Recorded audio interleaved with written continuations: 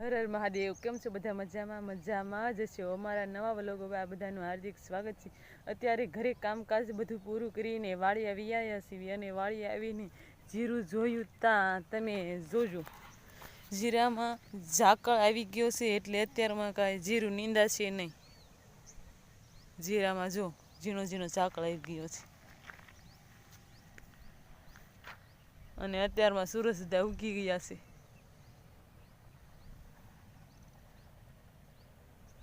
હવે બપોરા થઈ ગયા છે અને ભાત પણ આવી ગયું છે. ભાતમાં છે કારેલાનું શાક, છાશ અને ઘઉંના રોટલા છે.